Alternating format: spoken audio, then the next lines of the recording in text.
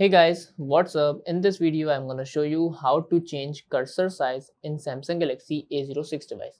So guys, first of all, go to setting, and as you see right now, the cursor size is this one and I want to change it. So all you guys have to do is just scroll down so that we have an option of accessibility here.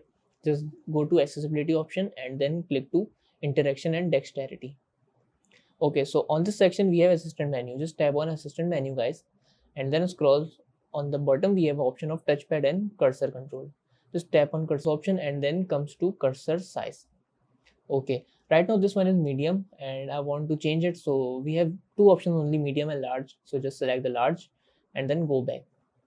Now let's see. So as you see, the cursor size is now changed and this is how it's look like. So guys, that's it about the video. If this video helped you guys, kindly like the video and follow us for more tips and tricks. See you guys in next video. Take care.